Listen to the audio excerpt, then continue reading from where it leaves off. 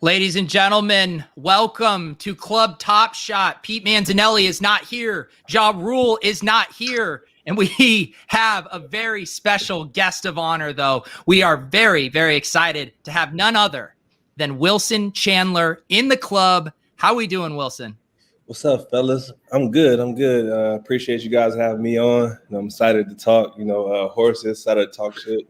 Just happy to be here. So I appreciate you guys. We've gotten a little shit for being a Top Shot podcast. It's the titular name here, and never talking about Top Shot. Now we get an NBA player in here, and we're still not going to talk about Top Shot. Are you exclusively horsies right now? Yeah. I have a Top Shot account, but I never got a moment. I always strike out, man. So I'm like, I'm done. Right. I haven't even tried to get one lately. So. Oh no, we got to change that. Yeah, we got to. Dude, you can't even gift them. I've been trying to get Wilson started, and you can't even freaking gift them. You definitely tried twice, right? Yeah. What we do on this stream is we try to leverage our influencer status into getting things. So if Wilson Chandler can't come in the club, I mean, Jacob, if you're watching this, can we get this man a pack right now? What's your account name on Top Shot, Wilson? What is my account name? I don't know. Let me look. Do they have you verified on there? No. Okay, Davis. He's undercover. Jacob, you need to get this man verified. No, but Wilson, I saw him posting on Twitter today because, you guys know, the chat and the Twitter sphere hates when people of stature get free shit. And Wilson was like, I don't need free shit. I just need to show my guys how to get some horses. Yeah, definitely. Q and those guys, they not gonna know. They're not tech savvy like most of these guys. It's not about getting free shit. I mean, everybody loves free shit, but it's about getting in the space and learning, how to navigate and have fun and interact with people. And Wilson, did we hear that you've been talking with Pete over here? You guys are already longtime pals? It feels like it, but not long term. But we definitely been in a group chat for a while now. We damn near talk every day. Has he tried to get you to do a shooting bet yet? No, not yet. Oh, who do we think would win? Peter, how confident are you feeling? I already asked Wilson. He's like, he said 80 out of 100 he thinks when he's feeling healthy. So I definitely need a spot. I definitely need a spot. Do not give him a spot, Wilson. This is what Pete does. He tries to hustle anyone who comes into the club. He's a great flat-footed shooter. Yeah. Do not do it, Wilson. I don't know if my competitive edge is going to let me not do it. You should definitely do it. Just don't give him a spot is what I'm saying. Don't give him a spot. Yeah, just crush him. He's a huge favorite. But yeah, I'll shoot straight up and I'll lose. It's fine. So when did you hear about the horsies? Was it your first kind of foray into NFTs or what's been your experience with all this? I mean, I've dabbled in NFTs, but this is the first time I've dived this deep into NFTs. And the first time a friend told me about it, and I kind of looked it up, and I was like, I don't know. It's kind of like whatever, But once I got an account and got my first horse, I was addicted, literally right away. I'm like, oh, this is the shit. I just feel like it's great, it's great, for interaction, but I also think it's great just because it's easy. I come from that Mario Kart, kind of time frame, and this is similar, in a sense that I can have fun, I can race, interact with people, and also at the same time, it's kind of I'm learning, I'm learning the NFT space. I'm learning how to, I guess it's almost like a equivalent to financial literacy in this space because like you have a horse, you're learning how to build value in this horse, whether it's saving this horse, whether it's racing and winning this horse. It's kind of like building your asset. It's kind of like giving you that literacy. It's kind of, I think, especially for guys who don't know the space, I think this is like your entry point.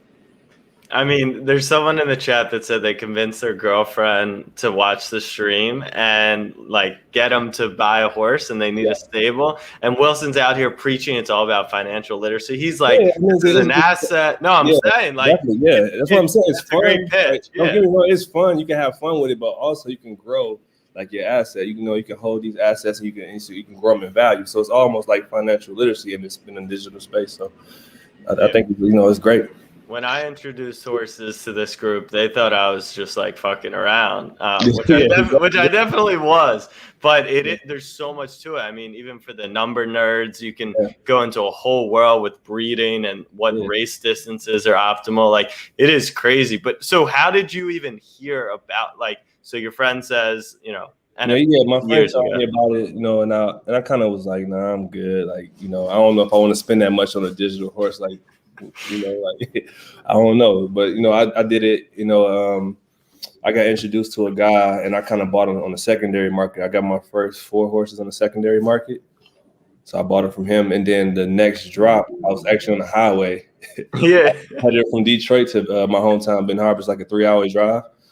And I knew 5 o'clock was coming. I left kind of later than I expected, so I got maybe like an hour away. So I started speeding. I was going, I was going super fast, and I was trying to make it before 5 o'clock so I can get on the drop. And I got pulled over by a female police officer. She said, "Why are you going so fast?" I'm like, "Lady, I got to use the bathroom. Can you just write me a ticket so I can go? I got to use the bathroom really bad, right?"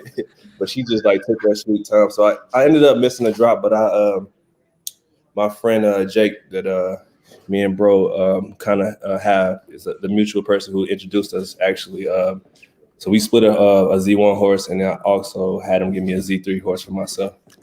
The only thing that would have made that better. Jake. Yeah, definitely shout out Jake. Who's this Jake guy? I mean, we may need to meet Jake. Jake is a total legend. We maybe have to get him in the club one of these nights. He's my twin. He's my twin. I'm Arnold Schwarzenegger. He's Danny DeVito. He's my twin. So you guys, Danny DeVito. You guys have horse guys, clearly. Yeah. So Jake's your horse guy?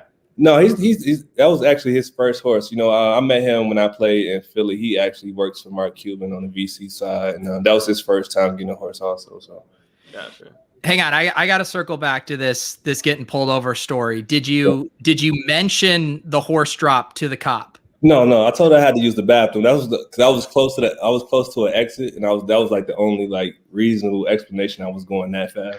Did you? That was a mistake. You got to pump your bags.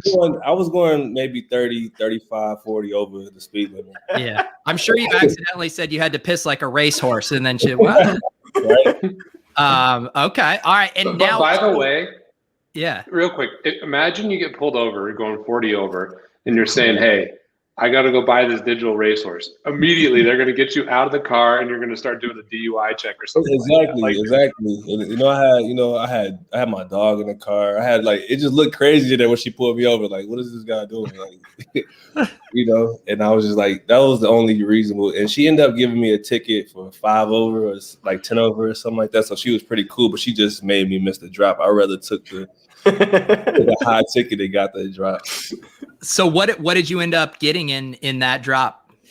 So we split. Me, Peter, and Jake. We ended up splitting a Z1 horse, and then I actually got a Z3 horse of my own. So you're fractionally invested in the horsies with Pete, huh? Yeah, one. Yeah, maybe more, but just one for now. Yeah. All I've ever wanted was to be fractionally invested in a horse, and Pete doesn't give me a call. I mean, what the hell, Pete? It actually was Jake's idea. He asked that we want to split it with him, and I was okay. Yeah. All right. The call anybody. Yeah. What's the strategy with your horses? Are you a racer? Are you a breeder? Like, right now, I'm trying to figure it out. I have horses that I just let sit there, and I have some that I race also. Since I've been on, breeding has been down, so I haven't did the breeding thing right now.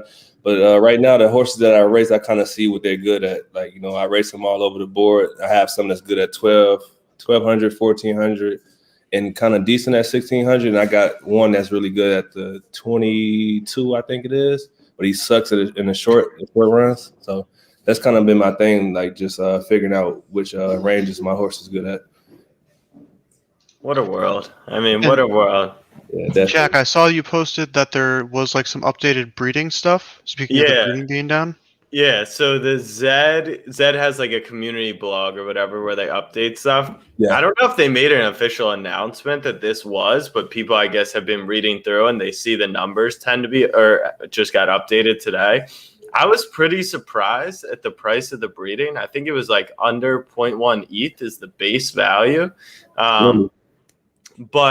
But there's like all these math calculations that I'm leaving it up to like I'm not going to do them. If you actually go to the link, Pete, in the original thread, we can kind of read through it a little. But yeah, so it's going to be interesting. My advice to everyone was like the drop happened. No one got a horse because you had to, be like Andy and have 1 million gas and the fastest computer in Brooklyn. Otherwise, you were kind of left for dead. Yeah. So everyone FOMO'd in and was like buying horses 2 times the cost in the drop. And I was like, yeah, those are Genesis. Those are coveted. But like once breeding opens up, which should be in the next 48 hours, if I had to guess, there's going to be all people are going to be doing is fucking. Like literally, there's just gonna be. Say that again, Jack.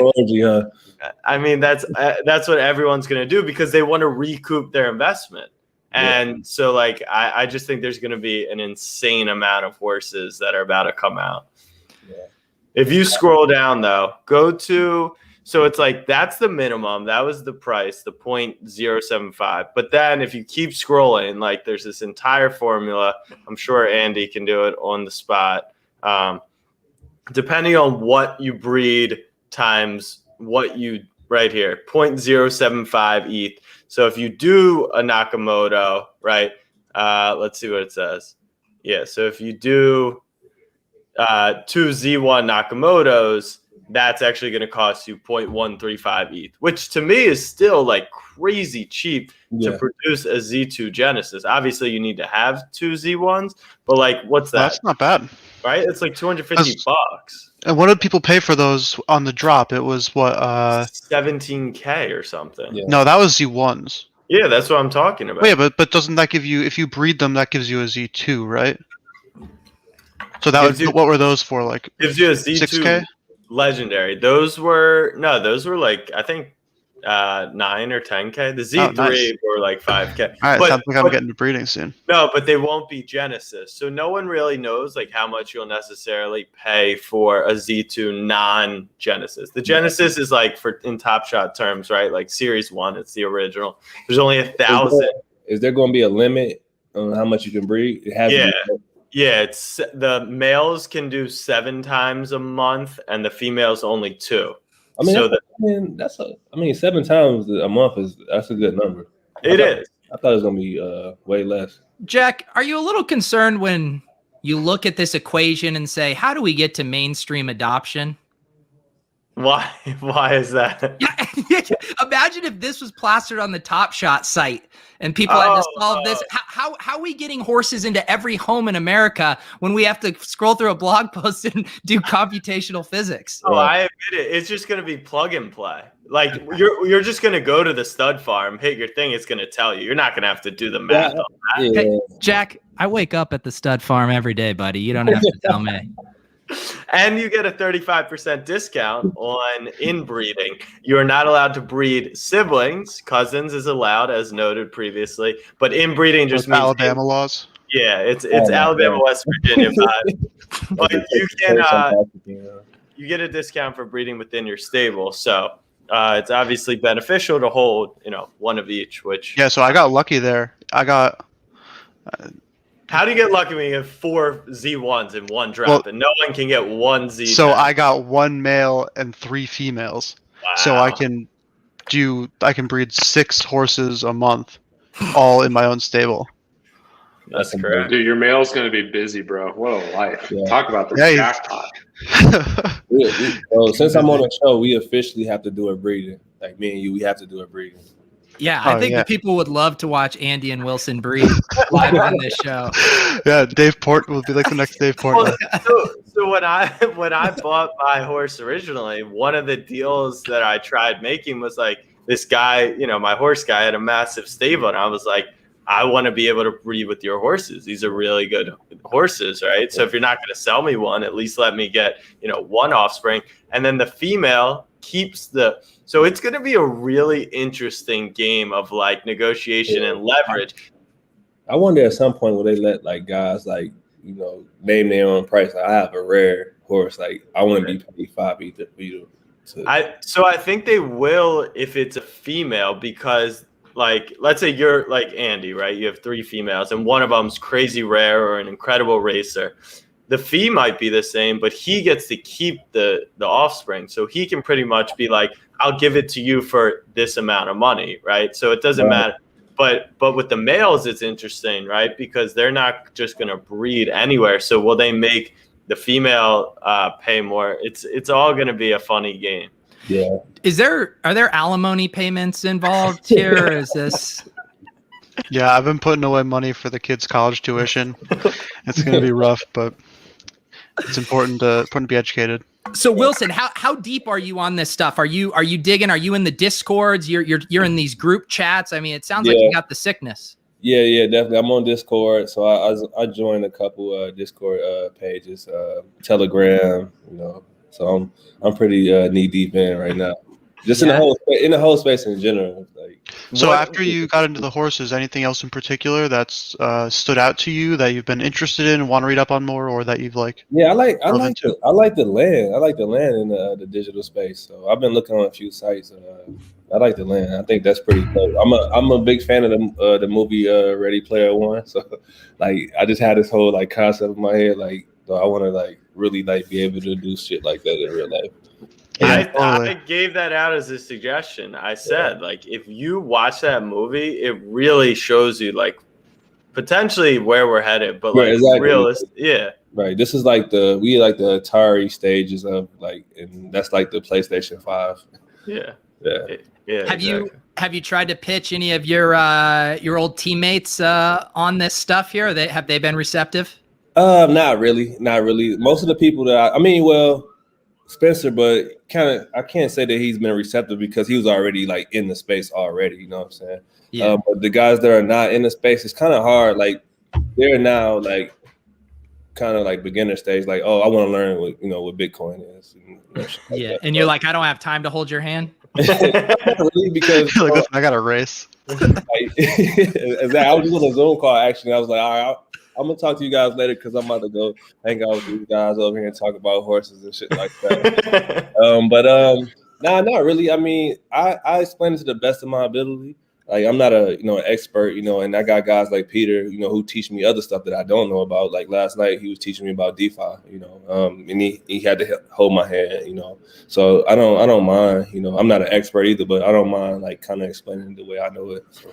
Just be careful. I mean, first it's holding hands. Next thing, he's asking to breed with your horses. Know, right? Things can progress quickly. You're on a sushi date for dinner. Like. No dinner, no nothing. Well, right? Wilson, I learned everything from Andy, who's here. So if we ever really want to go down the DeFi rabbit hole, Andy here is the expert who is super generous with his time and definitely taught us a bunch. We've done some content here, but yeah, the DeFi streets are like fascinating. A whole nother world. That's like you thought NFT was crazy. Like DeFi is just like a whole nother world. It's crazy. Like when your parents tell you like, oh, you need to learn how to be an adult. That's like the DeFi. That's right. I just want to race horses. Have you taken down any good prize pools so far with your horses? No. I won a couple third place races. It was pretty cool, but no first place. I think the you haven't gotten your first win yet. No, I haven't had I haven't. Don't shame him, Jack. That makes me even more excited that he's that excited about the horses and he still hasn't grasped the number one. Pools I was in, the third place pools was pretty good though. It was like I think it was like the $35 buy-in or something like that. It was a pretty good pool. I need to shoot my shot here with Zed. So, we're doing a Zed stream. We got Wilson Chandler in the club, and it seems like we're not going to actually get to race tonight. I mean, the first time we did some Zed racing on here, it was electric. throwing up the race. We got the Chrome tab with the audio. So if anyone from Zed is watching, if you can get one of Wilson's horses with Jack's horses in a race for us, so we can stream it. Please, please make that happen. That would be super dope. That's got to be like the next, not the next, but one of the things is like creating custom races, right? And like we could all get our horses in there. Andy, have you raced at all, or are you just sitting? All 4 of my horses are just chilling. Well, I did get like one other one. It's like a Z5 or something. I don't know. I was like, oh, I'll get one more that I'll race kind of just indiscriminately. But I haven't really had enough time to get into the racing game yet. So I still need to.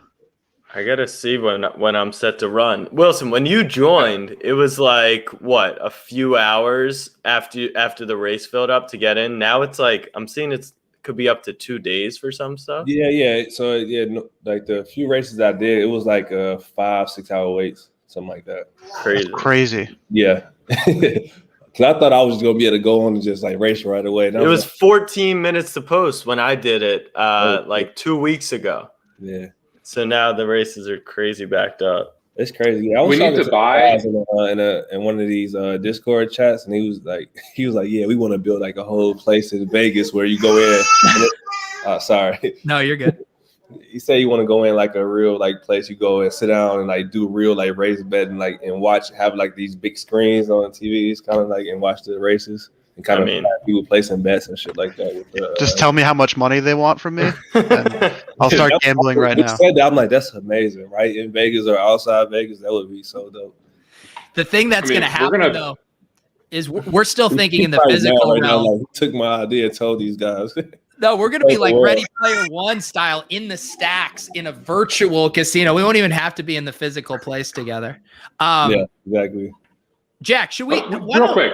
Yeah, go, Pete. I was just gonna say, I mean, there's rumors, and it sounds like at some point you're gonna be able to buy your own racetracks. So, like, obviously, we got to have a Club Top Shot track, and then we'll be able to host our own event. How about we get a Club Top Shot horse first? Yeah, we gotta. All right. So, if the chat doesn't know the current situation, the Zed is actually pretty smart, and they named a lot of the horses like just cool names. One of them being Club Top Shot, knowing that obviously we would obsess over that and give it airtime, which we ended up doing. Hang on, I just real quick, I was DMing with Chris, and he says that name was created way back when, like predates our thing. I don't know if that's true, but that's what he told me. There's no way. How would anybody own the horse right now? So I know the guy who owns Club Top Shot, which is obviously the name of the show, but he doesn't even know that the show exists. He just knew the words Top Shot, and he was like, oh, that's valuable because Top Shot's really hot right now. And I'm like downplaying it, like we're some mini podcast that, and he was like, I want something like 5 ETH for it or something. He's actually not being like that unrealistic. What is it? Z what? It's a Z3. Oh, really? So yeah. So he was like, I'll take a trade with just like, and we would throw in some money. The problem is none of the hosts of Club Top Shot own a Z3 that they can trade for this one. We thought Andy might, so we might have to buy it straight up. We'll see. Wilson, we need to do like an NBA blockbuster 3-team trade with cash considerations. You say he wants another Z3 for it? I think he wants a Z3 and some cash considerations. And a cameo from Wilson Chandler. I think that's very doable. Yeah. Okay. All right. We'll work on this. This chat is killing me. Kim says, I am the girlfriend that needs convincing. Do the costs of the female and male differ? Do the drops contain male and female horses? How much is the cost of the drop? How many horses do you get? Kim. That's a very detailed question. Yeah. What do you guys got for Kim here? All right, we've got, do the costs of female and male differ? At this point, no, but in the future, as males or females are better racers or better breeders, or there's more value in, right, like certain females because they keep the horse or because the males can breed often, I think that's going to play itself out. Do the drops contain male and female horses? Yes, you can actually pick between, so like Andy got 3 females and 1 male in the horse, and that wasn't random. He actually had to click on filly or colt. How much is the cost of a drop? How many horses do you get? So the drops, they were pretty hard to get, but I think as little as $150, including gas for Z10 Genesis, all the way up to this most recent one, Z1, $17,000. Which, when you say it out loud, is pretty fucking ridiculous. Crazy, right? I was sitting in my grandmother's house just racing horses. She's like, "What are you doing?" I'm like, "I'm racing horses, digital horses." Like, that costs money. I'm like, "Yeah, you know, me and my friends just bought one for 16 grand." Wilson, it sounds like Kim's boyfriend needs some help convincing Kim. Do you want to make a plea to Kim to let her boyfriend get a horsey? Yeah, I would. This is not financial advice. Just to, Nice. I don't want this blowback, but I would say this is probably better than any stock that you're investing in right now at this point. So, and it's only at the beginning stages. You have to factor in, like, there's no betting, there's no Asian market. It's pretty fresh. It's only how long has this been around so far? It's actually been around, I think, for like a couple years, but it didn't get popular. I could be wrong on that, but I thought someone said it. You're right. You're right. So these guys were inspired by CryptoKitties, which is Dapper Labs' first project, which spawned Top Shot. But even with 2 years though, just think about financial institutions. So it's been around forever. I mean, their Discord 2 weeks ago, I think, had sub 10K people in it. So, and then I was in the Discord today, and someone made a really good eye-opening point, which was like, it feels like, right, like Wilson Chandler's in it, right? And now like other blue checks on Twitter are getting into it. So it feels, but there's 17,000 people in the Discord. There's 38,000 Genesis horses. So think about, even when we exceed that, and there's not enough to even get a Z10, which are only like $150, $200 right now, that's going to be super scarce. And I think a lot of our audience who does Top Shot, right? Like, we talk about the Series 1 and how scarce that is, but then you have players, who are not that good of players. I guess it's the same with the Z10, but like your Z10 could be a superstar racehorse. No one knows. Right, you could win races and build value. So I would say that, and I would say you would never have as much fun with any investment you made as this. So. And the last thing I'll say, Kim, I don't know where you guys are at in your relationship, but if you guys are ever hoping to have kids, like, I will say breeding is contagious. So you get the horses breeded, next thing you know, you got little Kims running around.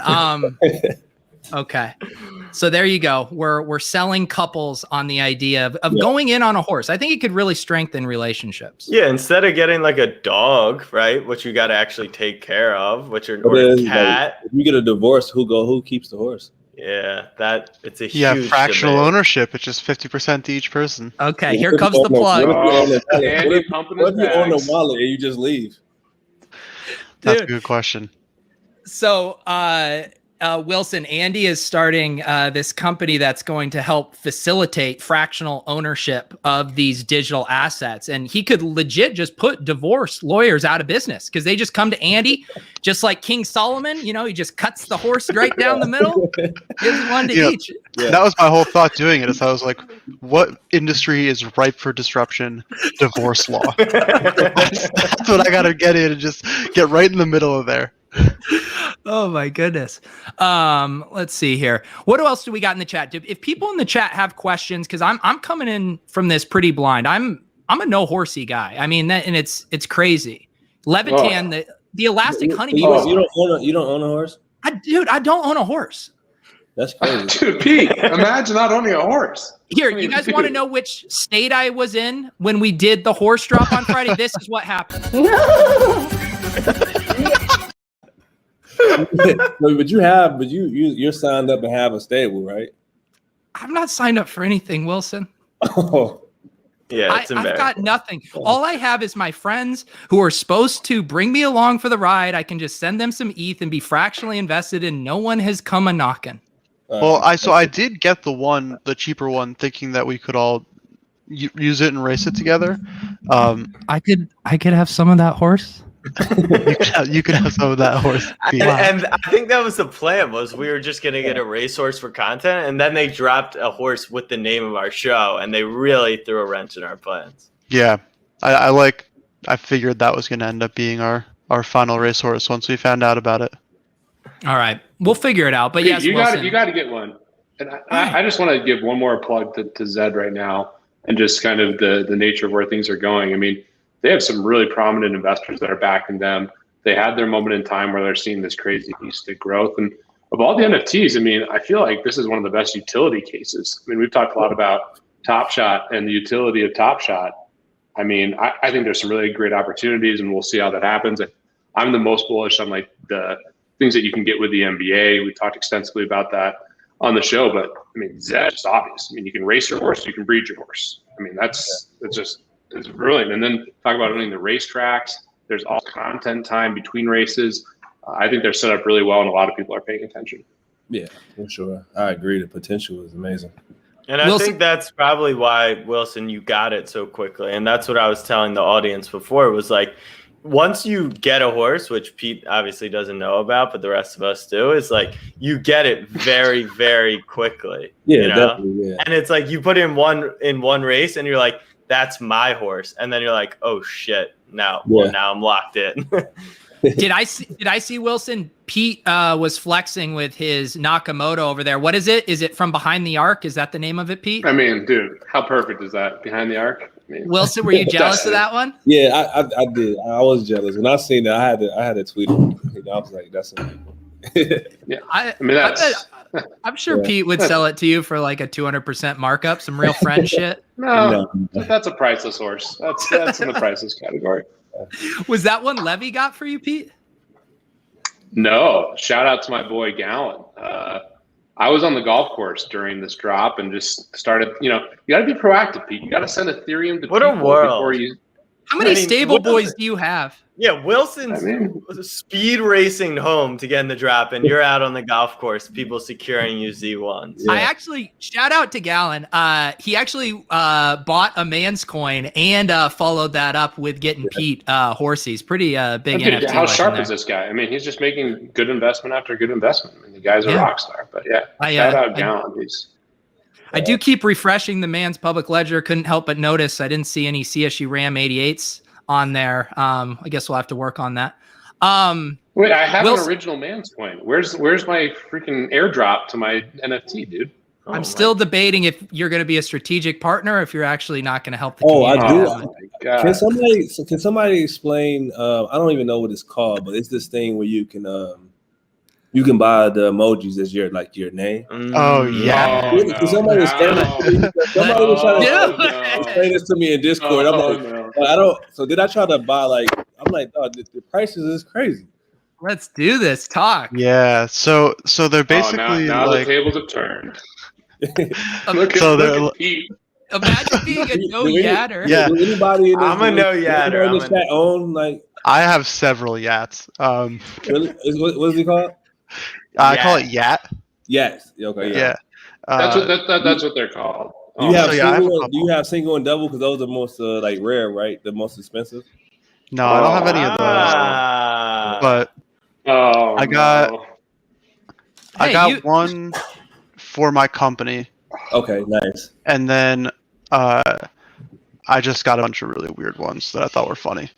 That were all like $5. But there was like buy them with? Yeah, I saw someone credit card. posted so it's USD. Yeah, so it's not decentralized or anything right now. It's not part of the whole NFT blockchain type shit. No, so their long-term plans it's centralized? are to, yeah. Oh, that's disgusting. So their long-term plans are to do that and be a tradable NFT.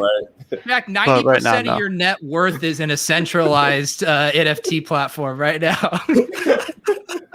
I need my NFT platform to hand check every single ETH transaction like Zed did. That's the true ethos of Wilson, what would be? Hang on, I want to build. I'm gonna buy. We're gonna build a yacht for Wilson right now. Let's get him a yacht. Oh yeah. Let's do it. I was being super practical. I wasn't even I try to get snake eyes. I'm like, I don't even know why I'm trying to get this. You like the dice? I'm like a big G.I. Joe fan, so I was like, let me get snake eyes. But I thought about this shit is probably like 50 ether. What do you like? We get a basketball in there?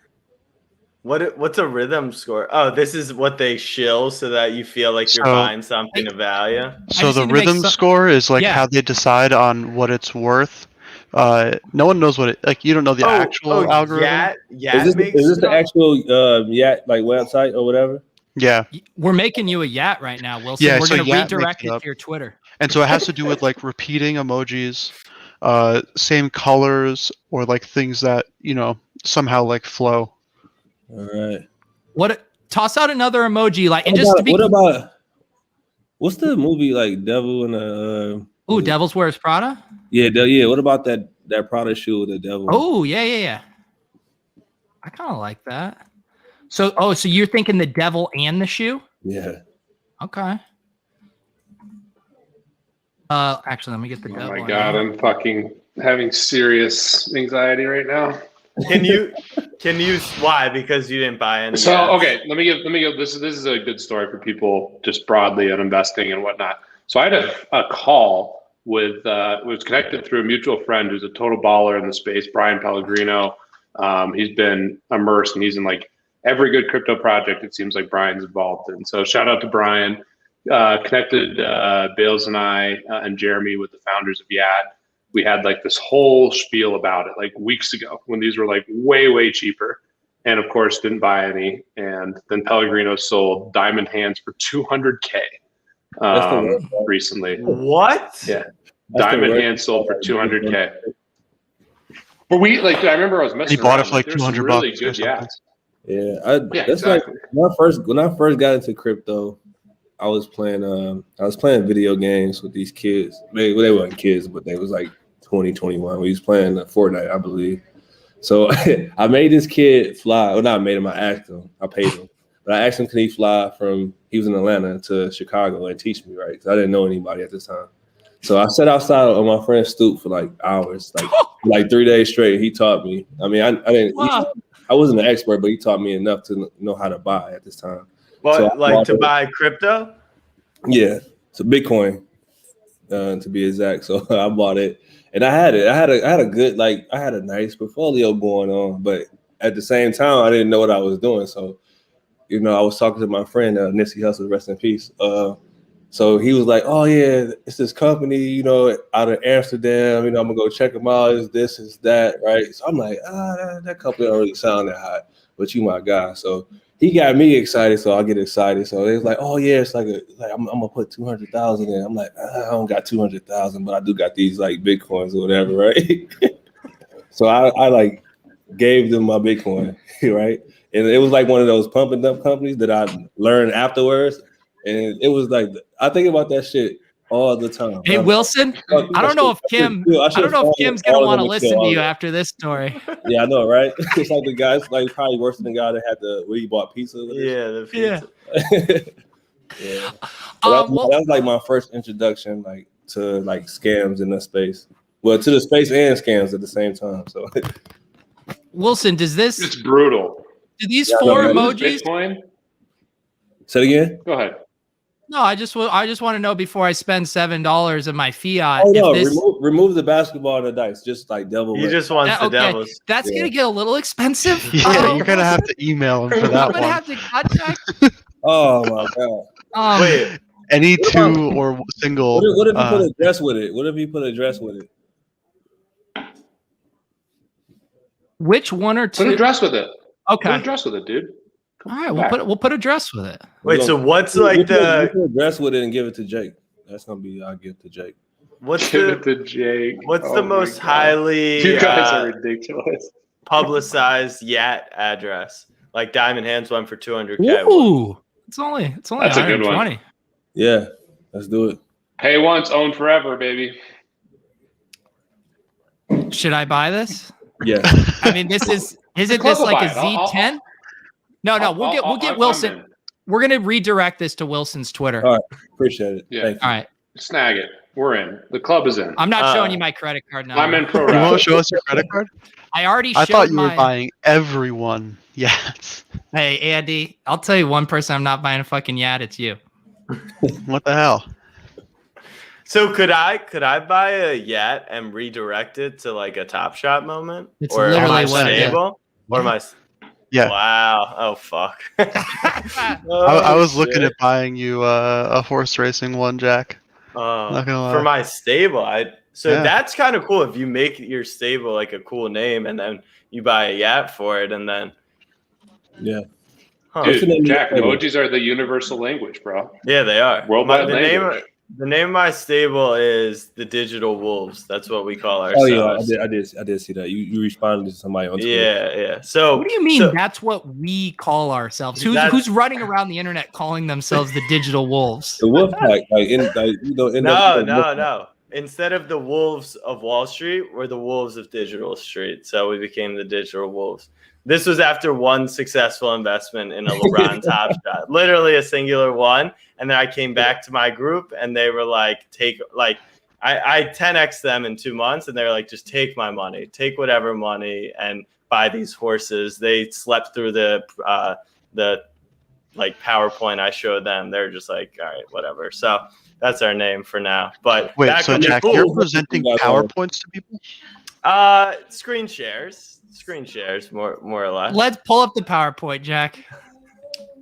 I don't have the PowerPoint. I wish I did. I do just want to show here. Let me see if I can get the screen back shared here. Actually, let me. Oh, so it's yat / the emojis. Yes. So they need to get it to where it's just like you type in the 2 emojis and it goes. That would be sick. This is the page now. But if we refresh, it's going to take us right to Wilson Chandler's Twitter profile. Nice. There we go. There, we're back. So there it is, the yacht. While you have his Twitter up, can we talk about the thumbnail today situation? Yeah, let's talk about the thumbnail here. So I apologize, Wilson. I was going through Google Images. I'm looking for high res, photos. Yeah. No. Let me have it. What about this photo do you not like about yourself? Oh, it's been a long time since I had a haircut, so. Okay. That's it. Only complaint. Okay, but did you like the punch up? No, it's nice. I'm just joking. No. But the redo, did you like that one? That's amazing. I like that one. I like the Zed branding across. Yeah, I do. Yeah, right. See, most of this took like probably 3 or 4 minutes, but really kind of changing the Brooklyn to Zed here. That's really where this Photoshop took its time. Yeah, I like that. I might put that as my profile picture. Right? Hey, you should. It's yours, man. Royalty free. It could be like the new CryptoPunk thing. Is like everyone as themselves as a stable boy, and that could be Wilson's profile pic. Did you get in on the crypto in real life? Did you get in on the CryptoPunk game yet? No, I mean I know about it, but I haven't pulled the trigger yet. That's a little bit more.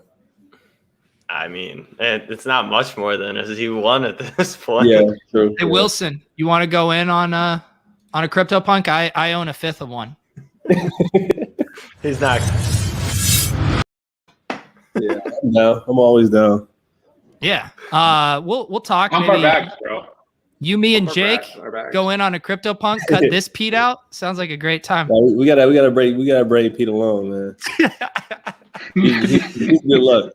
Hang on. Actually, I have to ask you about this, Pete, because I did a joke tweet about this today. The CryptoPunk billboards that are coming in Miami, I'm scrolling down, looking at the benefactors, couldn't help but notice a CSU Ram 88 on there. Yeah, they want to put punks on billboards. I'm going to get some people to throw some money at that. I mean, yeah, a good idea, right? Yeah, Pete, I didn't know that you were a part of it as well. It's Andy, you're involved, I assume, right? Yeah, I donated. How much is the donation? Yeah, how much is a donation? Most people are like $500, $1,000. I would have paid $500 to get my sliver on a billboard. Are you kidding me? Yeah. Dude, your sliver would have been all time a sliver of a CryptoPunk. Well, CryptoPunk right now, what's it like? If I wanted to get a good one, what would I pay right now? If you wanted a good one, yeah, something that's going to hold value like over time. Go, Pete, pull it up. Yeah, let's go shopping. Probably. I'm gonna guess before Let's we look. Probably shopping, 6 figures. boys. Remember, like you would go to the mall with like your significant other, your mom, and like you spend an hour at the mall, you're exhausted. Now you just do it from home. You go shopping on the web. It's a much easier process. Yeah, So much easier. Wilson, Literally this is every a morning dangerous I addiction. pull up. Unless you my guy, I got a friend right now. He was looking for like a shooting machine, whatever, like those when you shoot it comes back to you, and you know those machines like $10,000. He said he found one from a company that's going out of business in Europe, and he said it was $50. I'm like, that's a scam one. You're like you telling me that a machine that costs $10,000 is $50 because they're going out of business? I'm like, bro, it would be at least $3,000 or $4,000. Come on, man. That's a scam. Come on, Gavin. Like, some people are not built for the internet. You need to stay off the internet, clearly. Gavin, you don't turn into Club Top Shot and expect us to talk about the thing that's the title of the video. Come on, that's no one makes that mistake. Yeah. All right, for sale here. We got.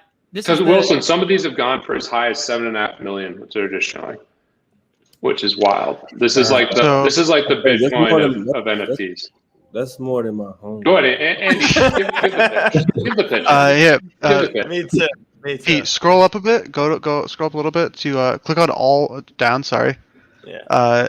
Click on all punk types and attributes. You're such a punk noob. You don't know how to navigate. I know how to navigate. I didn't know they actually did. They changed they changed the landing page a tiny bit. It threw me off my routine for a bit.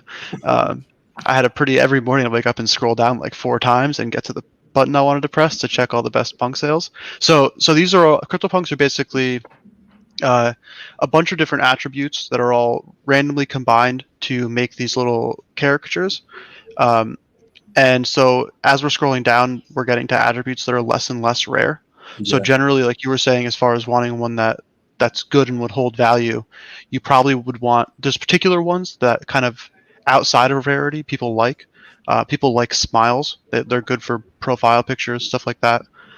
People like the VR glasses. Yeah. Those aren't super rare. When you go on people's like page, sometimes their profile pic is a CryptoPunk. 9 times out of 10 is the one they own, right? Yeah. I would say, if they have like 15 followers on Twitter, and odds are maybe it's not. They're just like someone who copied someone else's. I don't know. I feel like there's a lot of people who just hide in the dark with the crypto. I want to get one. I just like, man. Andy, go to the for sale. Give the Genesis story. Real quick, Andy, give the Genesis story. Like, talk about why this is significant. Why are these selling for tens of thousands of dollars? Sure. So basically, the significance of these is they're kind of the first creation of NFTs on Ethereum, and what's interesting too is they were all given away for free. You could just claim them. Oh my god! And so the developers held back some amount. I don't know off the top of my head how many they kept for themselves. Like 1,000, right? There's 10,000 like total. That. Yeah, there'll only be 10,000. I think they gave away 1,000 of them. Yeah. Yeah, and so they'll never be more. Forever, like they won't make any more. No, they'll never make. No, they'll never be more. Oh, yeah. Okay. Oh, so that explains it too. Okay. And so Bitcoin you NFTs. can look. Yeah, so they're like the Bitcoin NFTs in so much as they're the first one ever. There's a fixed supply. You know exactly how many there are going to be, and at this point they've basically like crept their way into being like kind of just the default way to flex if you have money in cryptocurrency. Yeah. Like if you can drop $2 million on a CryptoPunk, if you have $2 million to spend to show that you have made a lot of money in cryptocurrency, you're probably going to buy a CryptoPunk. Yeah.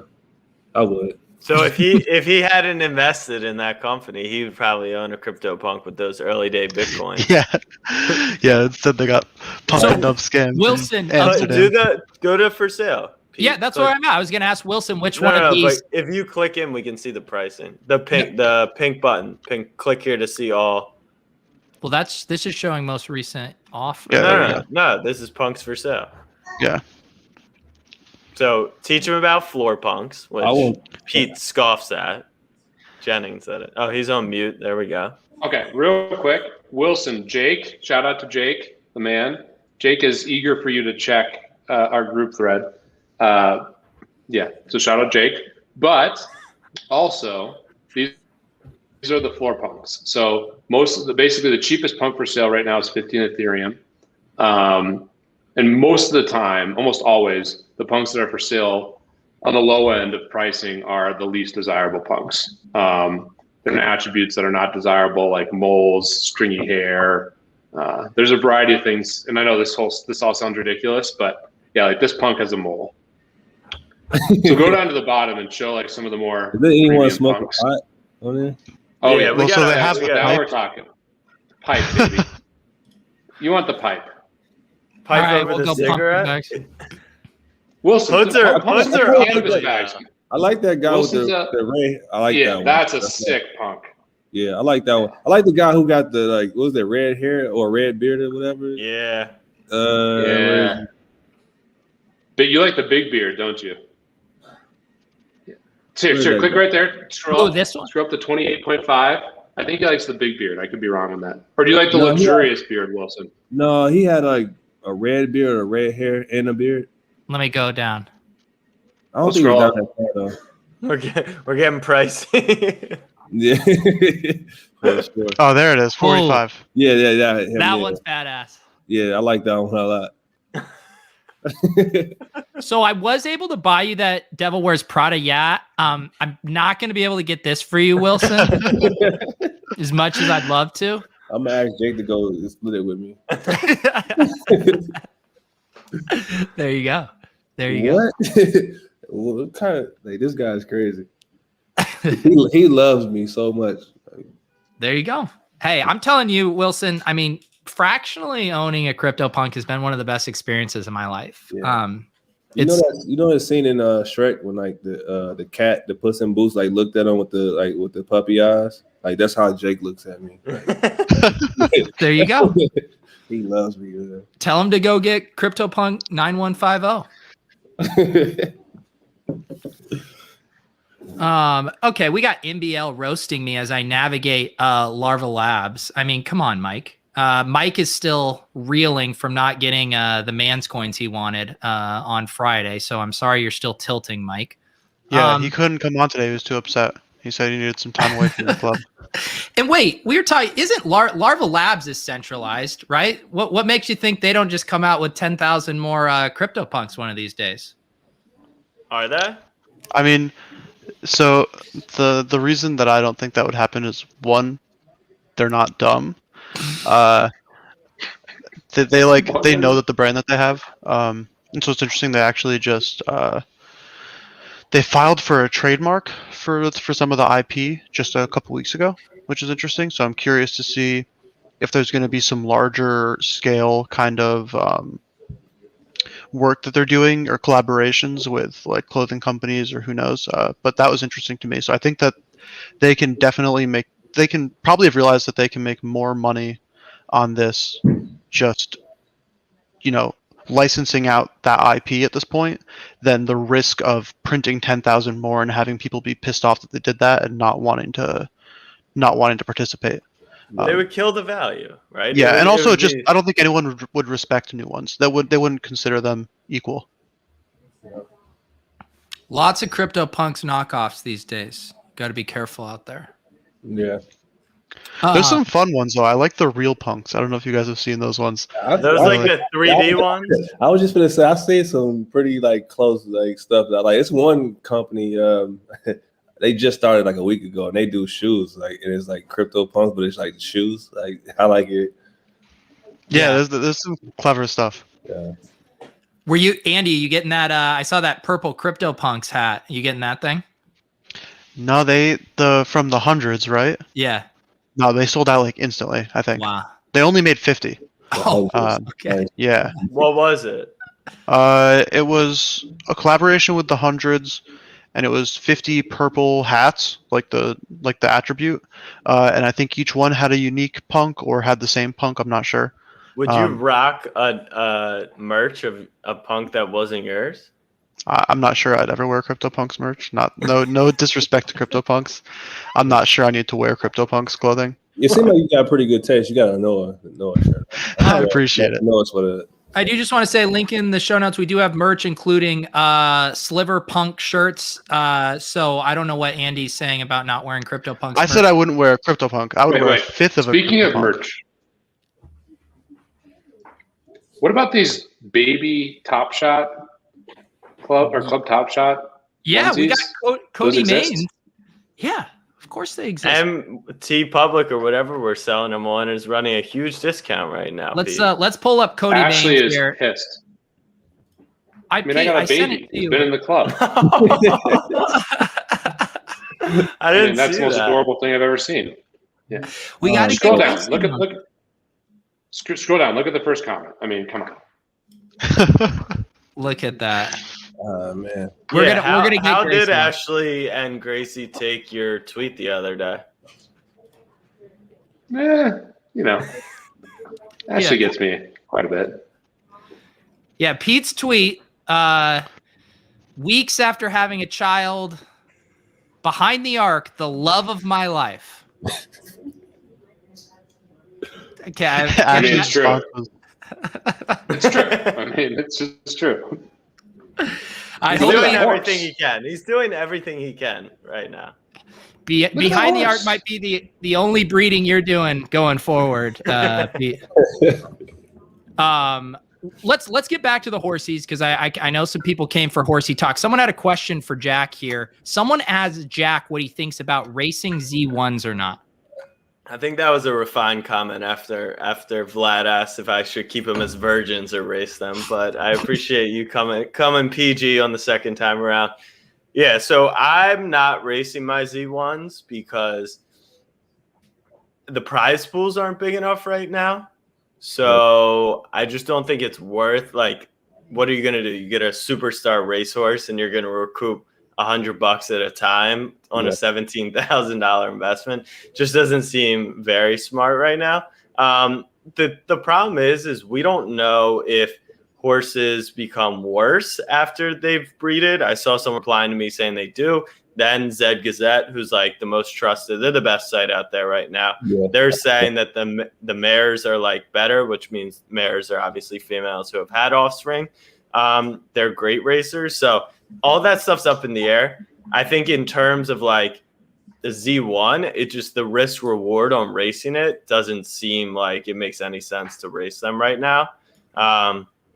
So that's my strategy. Now the question is, after I breed a Z1 and I have like a Z2 or Z3, would I race those, or do you keep breeding down the line and you keep all those horses, like build your stable up? That I don't know. Wilson, do you have a strategy on any of this? No, but I wouldn't race my Z1s either. I see a lot of people racing their Z1s. I just feel like I wouldn't. Like I see a lot of guys racing Z1s and they're like 10th spot, 9th spot. Like, yeah. Like, I don't like you said, it's not worth it. Like I got a Z7, I'm beating like these guys. Like, so what the threshold of ones that you can race right out of the gate versus ones you should sit on? It's all kind of, I mean, it depends on your financial situation, obviously. So if like you spend your life savings on a Z3 for $6,000, then you probably like the idea is don't race something that you can't really deal with the value potentially tanking. I always use the draft pick, right, comparison. Yeah. Number one pick going into the draft is the most valuable thing. The second you pick him, that can go, I mean, it can go up for sure, but it can also go way down. So it's the same thing when you open a pack of cards. Like when it's closed, you have the chance of pulling the best player. Once it's open, it's kind of all out there. So and like I said, the difference is, with the NBA player, they're going to play right away. They can impact the team performance. With the Z1, you paid $17,000 and the upside is you win, $150. Now, in theory, if your Z1 was crushing it and you end up with the best horse on the platform, you could sell it early and make a crazy return. But it just feels like a crazy lottery ticket. Like it's a $17,000 lottery ticket. Yeah, for sure. I wouldn't do it. Tell me about, go ahead, Andy. For people who know less, like definitely not me, what is the actual like differences between all the different Z's? Like, so obviously, yeah, there's the different bloodlines and stuff, but what does that actually mean? Yeah, so Nakamoto Z1, Z2, there's 1,000 of those. Then you go down to the Zabo Z3, Z4. There's something like 2,000 of each of those in the Genesis level. And then, it goes down to the Finnies and the Buterins. Still no one knows how to pronounce that. So if anyone can help me with that. But the not only are they more rare at the top, obviously, but their chance of being a better racehorse or breeding better horses increases because you take 2 Z1s, you create a Z2, therefore the Z2 now has a better chance than a Z5. So if you were to breed like a Z1 with a Z10, it becomes a Z11. So you're already kind of starting. If you make 2 Z1s together and you get a Z2 and that Z2 is not that great at racing, does that devalue the parents? I think so.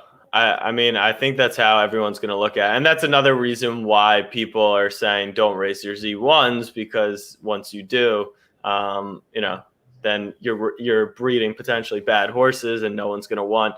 But then there's also people out there who have shown like actual data that says the best racers aren't necessarily the best breeders, which is what would make this game very, very interesting, because traditional horse racing, anyone who wins a Kentucky Derby, the money is in obviously, breeding afterwards because you're breeding the best horse. In this game, if that's not the case, and your Z1s who people are just holding on to are actually great racers but bad breeders, what's the value in these things? So there's so much that are that's kind of up in the air right now. How much of like that stuff that's up in the air, do you mean like they could actually introduce new things of how the entire functionality of the site and the horse breeding and racing, or do you think is it established? I guess I'm just confused how much new is going to come. It's both. So one, I think that's what's really kind of complicated. Like any of these NFT projects, like CryptoPunks, for example, right? Like there's only going to be 10K, and that's really all that matters, right? Everything is known. With this, they could introduce a training leg to it, right? Where you send your horse to the Bob Baffert stable before a big race, you pay ETH, and it gets a boost in the race, right? Like they could add that. I don't think they've denied that. I don't think they're saying it's coming. It's the same issue we deal with in Top Shot, which is like, yeah, I want to load up on Emmanuel Quickly moments, but like, is his MGLE coming? Is his legendary coming, right? So you don't know what's coming down the line. And then to answer the other part of the question is because of how new it is, like I said, there was under 10K, in the Discord 2 weeks ago.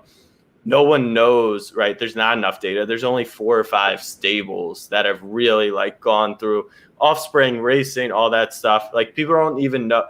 I think, outside the top 100 horses, there's probably none that have raced over 50 times, So, and these simulations are on 10,000 races. So how do we even know who's a good racehorse at this point? In what lane, in what, distance, really, when people are racing like 20 times and they're like, oh, I got this figured out, and they've done 2 races at 1,200. So it's like, there just isn't a lot known right now.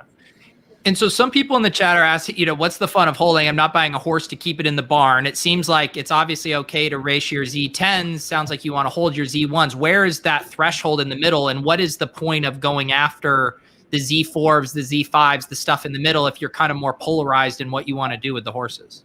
It's an investment. That's what Wilson was talking about, right? Yeah. It's like, but some people are risky with their investment. So if you want to race your horse, just race your horse. Fuck it. Yeah. No, what's the fun in holding? I mean, there's no fun except you get to kind of breed them together as little virgins. But besides that, there's not. I was looking at like Jay Leno's like car collection. He got some that he just like to go in there and just look at like, this is my baby, but I want to show it to you, but I don't want to drive it.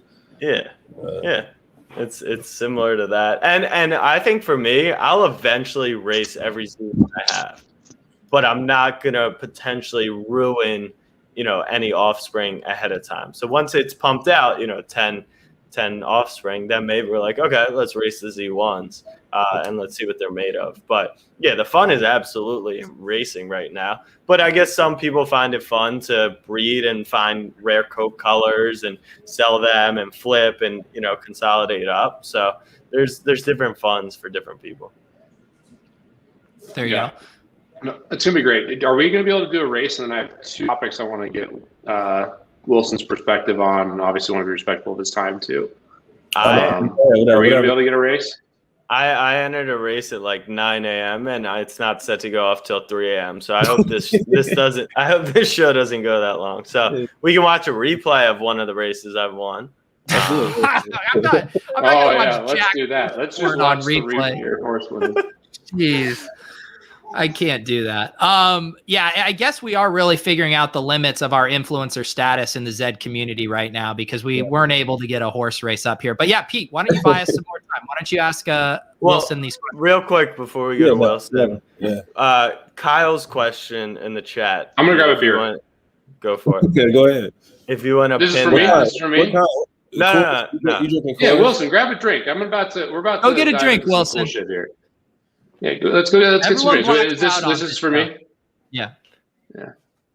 This is for me, Jack. No. I was saying I had a different one that I was highlighting. Sorry, it was back-to-back Kyle's. Kyle Rademacher, but we can answer that. What about if you breed it and the baby is a good racer?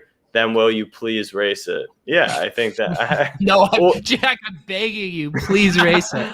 No, I mean, that's the funny thing is you wouldn't really want to race it. You would want to keep doing the offsprings to a degree. But this is interesting. The horse has 4 racing attributes that are in its DNA. Right now, the only attribute turned on is distance. So, right? Like, it's a can of worms, I guess. How many horses do you now own, Jack? I just own one straight up by myself. That's Expect to Win. That's our baby girl. That's the one you've been racing. Yeah, that's the one. And what is that? Is that a Z3? 3? Okay, that's what Saba, right? Yeah, it's a Zabo. So when I bought it a while, I thought it was like a class 1 like competitor, and I got it from my guy who's the Doofster. He's one of the most respected. Did I get He was ripped in off? the chat earlier. I saw him. Yeah. Did I get ripped off?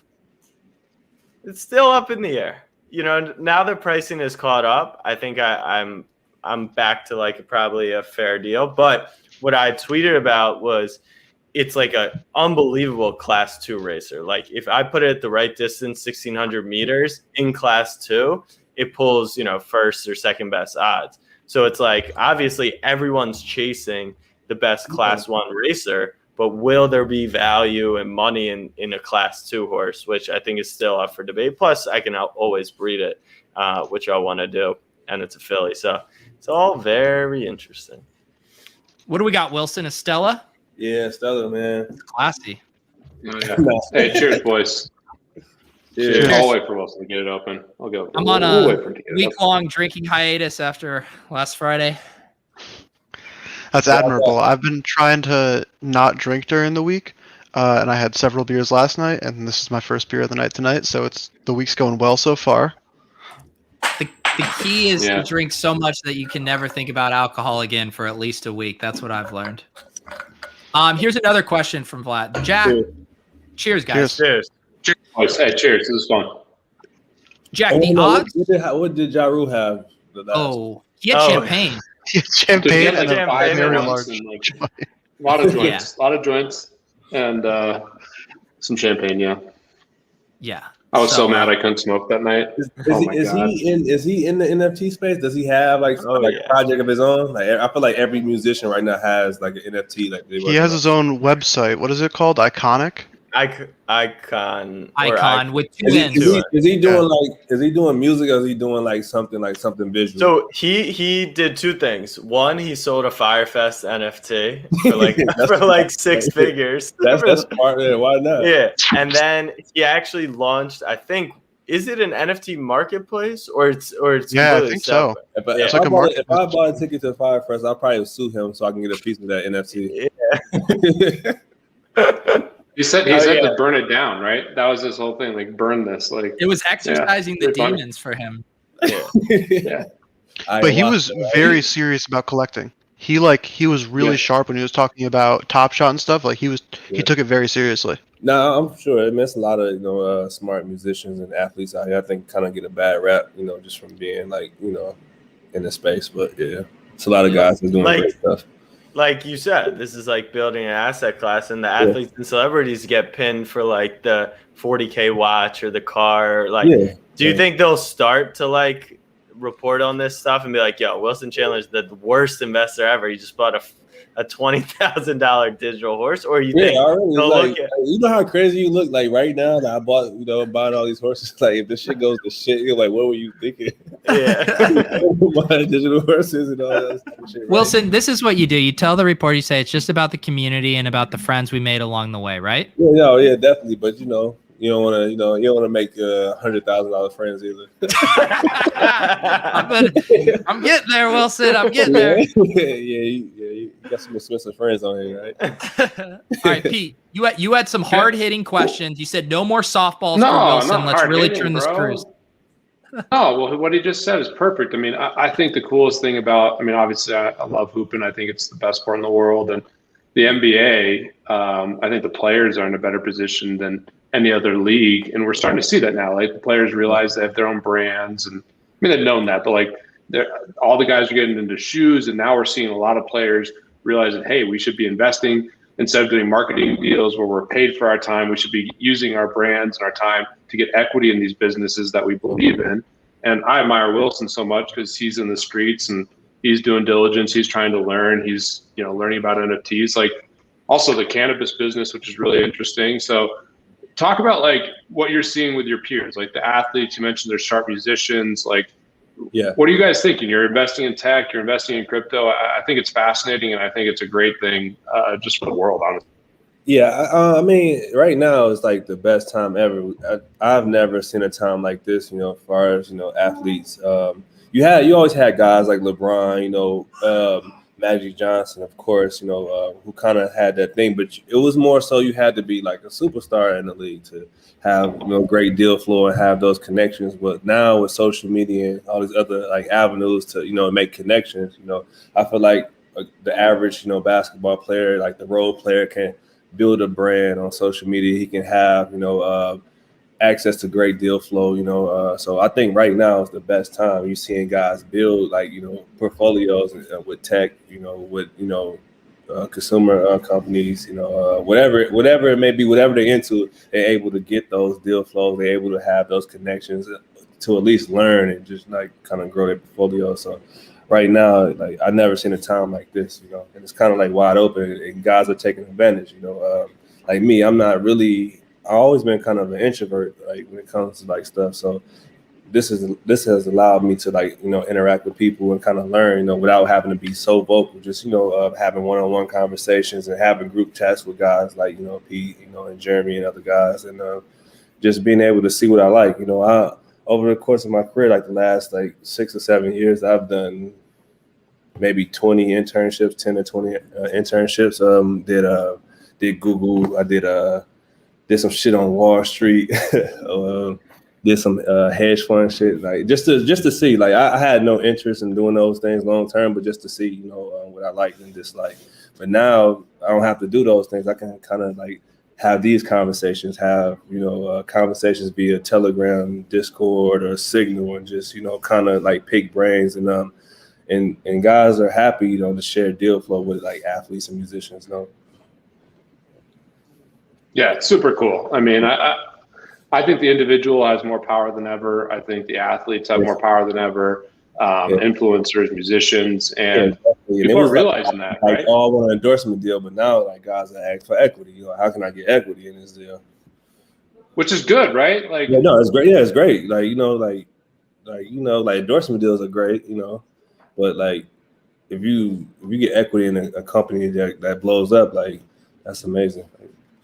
Isn't that better too from like an alignment perspective? Like that's my view. It's like, I would think people would take you more serious. Of course you got guys who got great endorsement deals. Like I wouldn't turn down like LeBron got $90 million before he touched the basketball court. Like, so I'm not saying don't get, those great endorsement deals, but sometimes it's like, companies that can't pay, like, maybe it's equity deal. Or maybe you get an endorsement and you get equity, depending on like the player. Right. So building portfolios. Like you got Andre Iguodala who's doing a lot of stuff. KD's doing a lot of stuff. Even like Matthew Dellavedova. Like you got guys, who are building portfolios. Not necessarily the bigger guys got those, but you got guys, with lesser money and lesser recognition that's building great portfolios behind the scenes. Spencer is one of those guys. So when you kind of find yourself in a position where you have some deal flow and you're talking about either angel investing or whatever, what particular things do you generally look for as an investor? Are there particular fields that you're very excited to, kind of like be involved in and help with? Do you have anything like I mean, that stands out? When I first kind of thought about it, off record, like I smoke weed, so it's like why not get into the cannabis space? It's crazy because like I used to smoke a lot, and when I got into the space, like I kind of like stopped smoking as much, and I just kind of like learned like the actual business. But like that was one. I always been like, I'm not a tech guy, but I always been fascinated with tech. I'm like kind of at that age where I grew up like playing outside, but I also grew up with like and like with digital stuff. Like I was like the AOLs, like the dial-up internet. Like I was around for that, and I kind of seen it progress to what it is now. So I'm kind of like in that space where I like nostalgic shit too.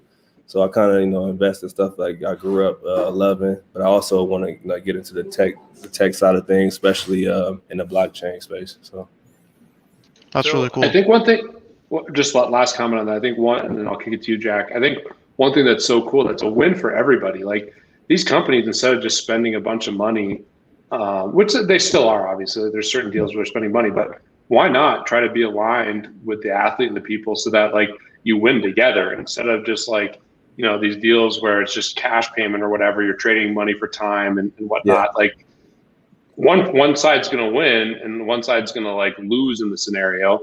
And if you're aligned from an equity perspective, you're creating a win-win. And it's just a much, much better long-term play for both parties. Yeah. And I think the NBA is on the forefront of that. Like, I feel bad for NFL players. I mean, we had Chris Conley on here, and I mean, some of the NFL guys are doing really well, but man, it's a short career in the NFL. You're not making that much money. You're not getting the same kind of exposure. And most NFL players have to figure out their second career like really quickly. Yeah, no, that's definitely a thing. But like you said, like the NBA has been great, with helping guys. Like it's so many different programs you have, and the NBPA is doing a great job, which is kind of like inviting players and talking to players and seeing what they want to get into and kind of making those connections with different guys. Then it's like you have guys who share like stuff with other players and stuff like that. You got a lot of good examples of like guys doing great, and you kind of see that and like you want to follow that. It's still competitive. So if you see a guy that's doing great in VC, like I can do that too. Like So. Oh yeah. Oh Jack. Yeah, I was just gonna ask, like you talk about, right? It went from LeBron and Magic to now there's more accessibility and role players or different people can get in. But you also mentioned like there's still guys they're only learning about Bitcoin right now, and like they're still in early stages. Like it does feel to me that now we've gone from like 2 guys to like 25 guys who are really good at this stuff, and like. Yeah. You're all in a locker room, and like the same way, right? You're in group chats together discussing this stuff, and I'm in group chats with my friends. Like the more information, the better opportunity. It still feels like there's 90% of the league that's lagging behind. Do you think there's a reason for that? They don't want to spend their money. They're not making enough right now. Like, what do you think it is? No, I mean, I think everybody's different. I think sometimes you got guys that are young and they kind of just like, I want to focus, like, establishing myself as a player. I think it's that. I think too, like a lot of guys, they go with traditional finance companies. So it's like, my money, like our money manager is not just crypto is not a thing that's in our portfolio right now. Like, so it's like they don't have access. But like I said, with the social media, you see so many guys like Spencer, he has his whole thing going on. The football player just got half his contract paid in Bitcoin. So I think, so with stuff like that going on, and like guys like Spencer, who's been vocal about the space for a long time, you got players that look at them like, I want to do that, but there's not a lot of players that kind of look at that, and I don't know, maybe some guys are doing it, they're just doing it behind the scenes. Like, I don't know, like, but I think, I think the biggest thing is like these guys have these financial guys who are not like kind of like looking at, the whole space. Like, I don't know, like, and I think, maybe to come, cause you see in these big, like, companies, like, Morgan Stanley, and I think Morgan Stanley's one, right? And what's the other one? JP Morgan and JP Morgan, of course. Was it Goldman Sachs and like all these other companies is starting to like allocate their monies towards the whole space. So I think the more that comes, like that'll trickle down to like the money managers with the players, and we got these great opportunities, but it's not. That's not the idea. Like with decentralized, this like kind of being your own person. So it's like that kind of like defeats the purpose. But I mean, it's exposure nonetheless. So who taught you how to set up a MetaMask? Like I feel like we all needed that. Yeah. Teaching. So my friend Mike, who actually we did some investing together, but a friend of mine is named Mike. Because like I think that you're talking about it's about being your own person and learning that. Like, could you see everyone's hanging out in the locker room teaching each other how to set up a MetaMask? If you don't really have to be like daily. I mean, you can, but you don't have to like every day. This is my life. But it's easy. Like once you're in it, it's easy enough to like you can manage that yourself. And that's the thing too right now. I mean, look at two of the biggest, most exploding NFT platforms, Top Shot and Nifty Gateway, that allow people to pay with their credit card. It's so frictionless. It feels like everything else you're doing, you don't even have to worry about the blockchain or what that means. And they're seeing massive success. And I do think the MetaMask stuff is still a hurdle for people. Andy, I'm curious. I mean, I know for you, because you're so entrenched in it, how do you as like a developer think like we have to make this stuff more frictionless, more simple and intuitive for kind of mass adoption? For sure. I like the idea of it like being like, what I'm saying, like originality of this like community. But at the same time, I guess if you want to compete, if you want to progress and that's going to be a thing, you have to keep up with the times. But I think it's going to come to a point where like people will have to navigate more towards like decentralized than the other way around. I think right now, because like everybody's trying to get into it, so everybody's trying to make it easily accessible to those people. But I think the way the world is going, eventually, like people will have to learn these different things. And it's not really that hard, and it's easier said than done. But once I sat down and really like focus on like I want to learn this, it's not that bad. It's always like you can learn more, but it's not as bad as people think. It's kind of you just got to put your time and effort towards it. It's also I totally trust, right? Like Andy, you do it every day. You're transferring money all over the place. For me, still, like I check the address, the QR code. I know that it's gonna work, and then it's like if somebody send me 3 Ether, I'm gonna send like 0.1 first just to see if it goes through. Then I'm gonna send the rest. Like I do that every time. Like, and I mean, I think it's better. It's like you can like just. You can do things. I mean, it's on the ledger, of course, but it's like you don't have to like call it. Like right now, I can't call a bank and like do shit right now. It's closed. Yeah, I mean, totally. I like for me, it's become second nature just because I'm doing it all the time. Yeah. I think it's exciting. Like then, like all these different like websites is like kind of like a entirely not website, but like these platforms is like entirely different like places. Like I'm on like Don't Buy Me and learning how to like stake like my coins and like earn pineapples and shit like that. That's awesome. They're great. Like, what the fuck is a pineapple? Like we need to do sushi. Yeah, get them like on sushi, like what I'm saying, Uniswap and Sushi Swap and all these other shits. Like, and then what's the one that you introduced me to last night? Yeah, Terra. Like, so I sat on what was like about an hour, maybe we was on like on the call, and we set up a Terra wallet and all that. So yeah, I guess going back to what you had asked Pete, like I think that right now you need, if you really want to have crazy growth like Top Shot or something, you have to just support credit cards just because you know there's only some people who have Ethereum and know how to do it.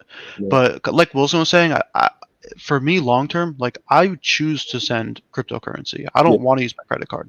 It's a pain in the ass to use my credit card. Yeah, I think people would naturally, like as time progresses, like naturally start to like go that way. I think, in my opinion, but I mean, you never. Well, what do you mean by that, Andy? Because it's a pain in the ass to pay the gas fees right now.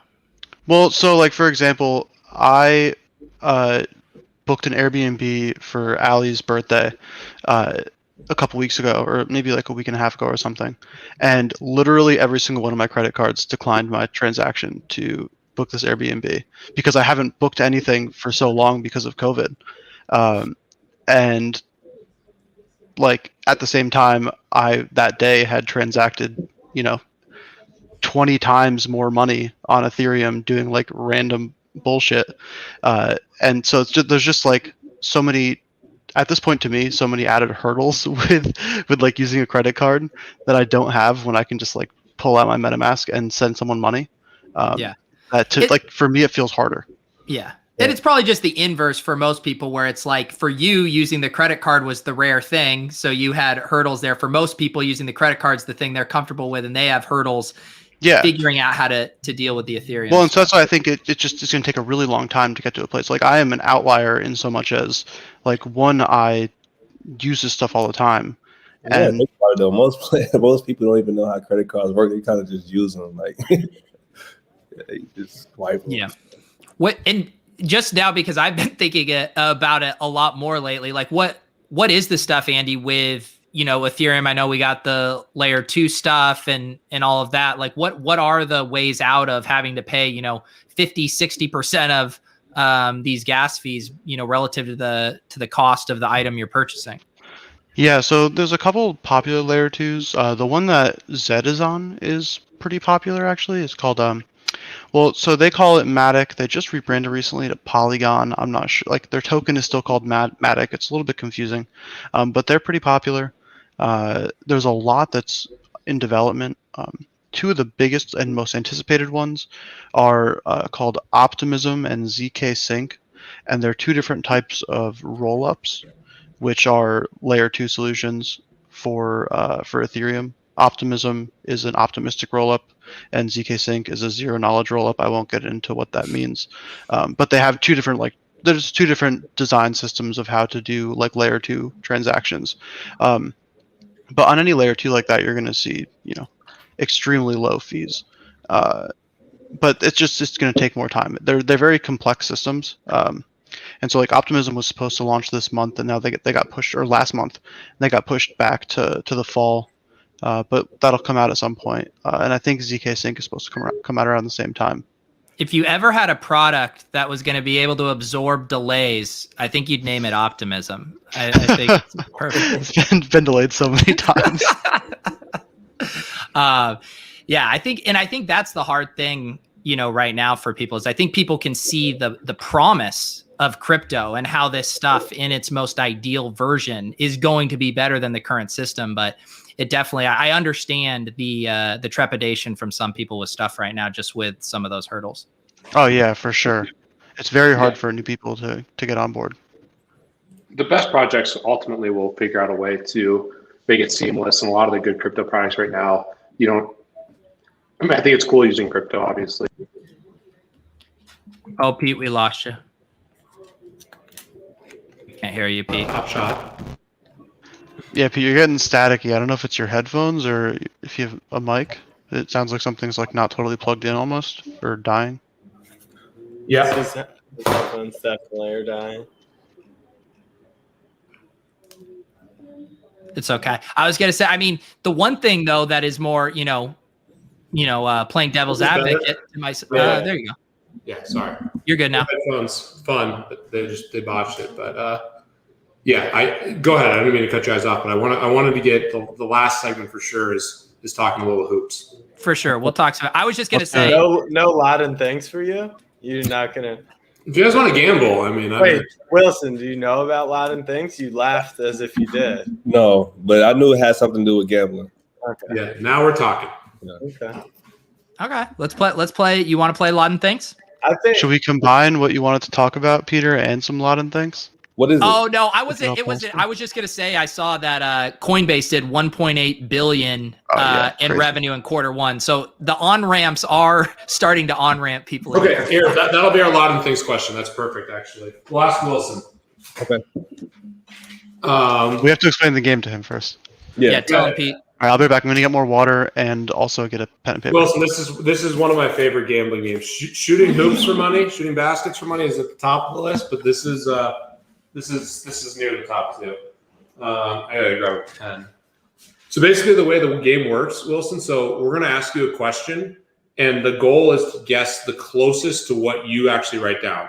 So I just seen actually somebody doing this earlier, and I was watching like a camera interview or whatever. So yeah, so the right answer doesn't matter. It's just who guesses closest to the person you're trying to get the answer for. All right, cool. Like hilarious one of the things, like we guessed how many stars are in the galaxy, and I guess there's like billions of stars or trillions of stars. Yeah. And I think someone answered 10,000 stars. So it didn't matter how close you were to the right answer. That's the best example. What about when we asked Ja Rule how many Fruit Loops are in a box, and he said 160,000. That was incredible. And then he started crying. He was so high. It was amazing. That was the best. The 160,000 Fruit Loops was good. We'll play one. I want to talk some hoops. But Wilson, the question's going to be, what do you think the market cap of Coinbase is going to be, let's say a month after the IPO? You're going to have to give us some context there. I think it's better if we have no $1.6 billion context. in revenue. They're obviously a crypto space. The original rumor was like 100 billion, but they're doing quite well now. So I would say. Hey, Don't say it yet. Don't say write it. it down because we're gonna guess. We just guess what you think. Yeah, The real answer doesn't You guys are matter. writing down right now. Yeah. Yeah. So we're gonna guess what you think, Wilson. So what you think is what we're trying to guess. Okay. I'm ready.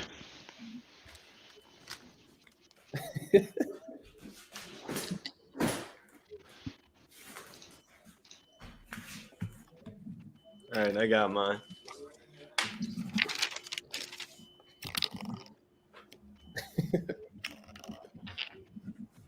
And somehow Jennings is like the best at this game, and that's All why right, he I plays. got my answer. All right, I finally got a pen, and I'm using the back of a UPS receipt. So Wilson, do you have your answer written on the phone or somewhere? I mean, you can just say it too. It doesn't matter. But if you have your phone, you can just write in your notes or something. Okay. what's that? Oh, you're not showing it. All right, Do you want me to show- go first? I'll go first. And Andy, do you have yours? Yeah, I'm good. I said 240 billion. Oh shit! I said 500 billion.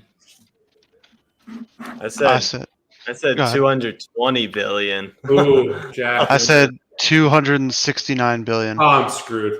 You're sandwiched go like high. fuck. Give me a trillion, Wilson. I was thinking a trillion. That was my first initial one, but this is.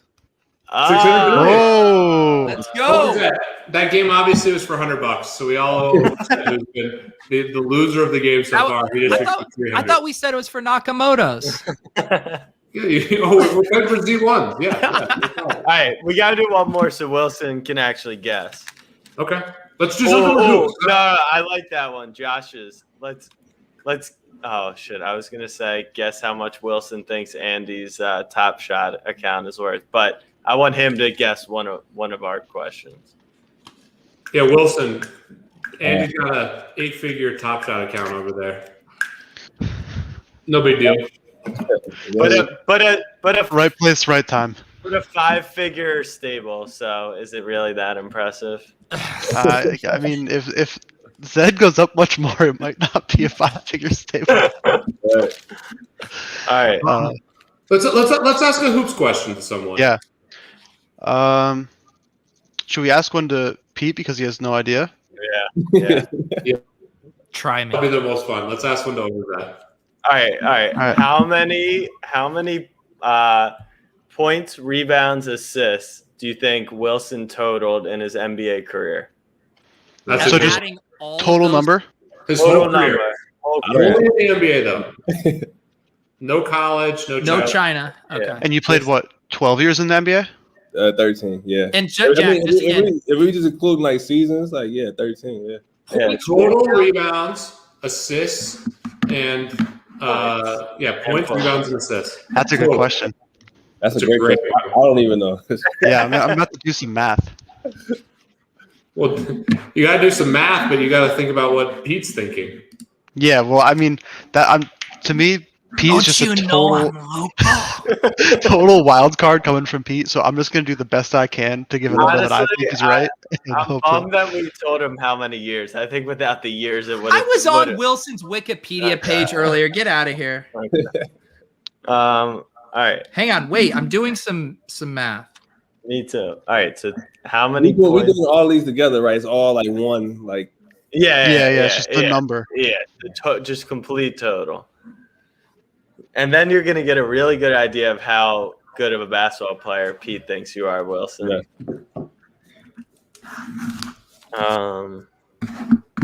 Holy shit. Those numbers are too low. Okay. I'm sponsoring Wilson here on a free roll. All right. I have my answer. Okay. I'm not ready yet. I have mine. Okay. All right. All right, I'll go I first. think I'm really low, and I'm sorry. I think Overzet might have actually done a really good job with this because he was on his Wikipedia, and I don't know the exact number, but I'm just thinking a little under 1,000 per season. His Denver years were his best years, in my opinion. I think statistically they were like 13 through 17. So I get 11,669 total points, assists, and rebounds. He had a long career, 13 seasons. You get drafted by the Knicks, and apparently I think he's the greatest player in NBA history. I said 42,000. Dude, 42,000. We're talking about LeBron James over here, bro. Because you got to factor in. I missed like 4 or 5 of my years in the NBA. He doesn't know that. He didn't know that. Yeah. So I went with 30,000. Oh yeah, Just went way high. I went 12K. Price is right. Go low, baby. 16,420. That's Wilson. Yeah. Wilson, what do you think the true answer is? Was it your guess, or were you guessing mine? I was guessing yours. So what do you think the true answer is? Nick put it in the chat. I don't. It has to be around like 10, 11,000 maybe. Here we go. Someone crushed the number. Nick, I was about to pull up Basketball Reference. This is. I just want to say, you know how it's like if someone asks you to guess their age or their weight, and you just kind of purposely take like 3 or 4 years off. That's what I did with Wilson. I knew it was like 13,000. I was like, I'm going to give him 16,000. I mean, he's a guest in the club. I appreciate the 40 to 30,000. So. Yeah, seriously. I don't know what Matt. I did 12 times 100 games thinking playoffs, which would have put me at what 1,200. And then apparently I thought you averaged like 30 points a game. So there we go. Yeah, I don't know. I appreciate that. Yeah. So Wilson, I mean, you played 13 seasons. I mean, I'm fond of the Nuggets years, but what I want to get into, so this is Club Top Shot. We've talked a bunch of Top Shot. Like, you played with some damn good players. I mean, you're on the Clippers, obviously the Nuggets years, Knicks. I mean, you've played with a bunch of really good players. Yeah. You still know the league now. Yep. I mean, who are we buying stock in? Like, who are the guys that, like, right now you're like, I want to buy stock in these players in the NBA right now because we can do it via Top Shot. Like, are we talking just overall, young and older, or just younger? Yeah, overall, both. I could go down the list and just pick so many guys. That's what I'm saying. Go for it. I would start with the younger guys. I love Anthony Edwards. I'm a big fan of his. I love his game. Luka is great. Devin Booker I love to watch him. Bradley Beal. I mean, he's not younger. I mean, he's young, but he's not of that core. I love Bradley Beal's game. Well, I'm just speaking on the guys I love to watch. I love to watch Brooklyn as a whole because I love KD. I love James, Kyrie. Spencer's your boy. Yeah. Who else do I love to watch? I love to watch Jimmy Butler. You mentioned you got some offers, but then you decided to retire. You wouldn't just want to sit on the bench and get a ring in Brooklyn? I feel like if I did it and I went to a team like, oh yeah, you probably wouldn't play minutes, and I probably wouldn't just be focusing like, oh, they call me and go in the game. And I wasn't ready. Yeah, but you could. I'm sure if someone would trade you some Z1s for a championship ring, that would be good. They're like, Wilson, get in the game. No, I got my horsies going right now, coach. But yeah, it's a lot of players. I mean, Denver. I love Denver's team. I love to watch them a lot. I watch the whole team, but Joker, of course, and Jamal Murray are great.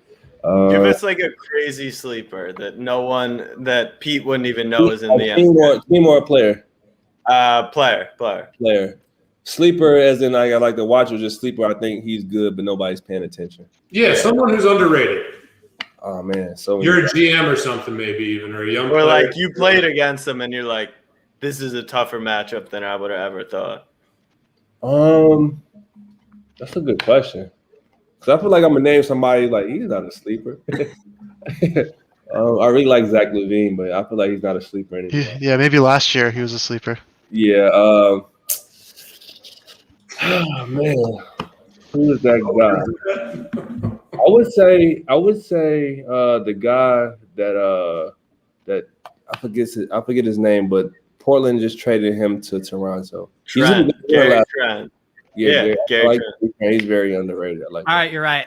Haven't heard of that guy. he took Van Vliet's starting spot once he got hurt. Oh, I hate this guy. Yeah, I'm just kidding, Wilson. He's great. I love his game. Yeah, he's a bulldog. I would say he's definitely one. Another one. Who in the NBA's game do you think? What is great? I like Christian. He's good. Christian Wood. Yeah, I love Christian Wood. Oh, I bought a ton of his moments season 1 early on. He's got a challenge. I got his right? number 1 series 1, baby. I think Christian Wood wildly underrated. You watched him because of the Detroit days, right?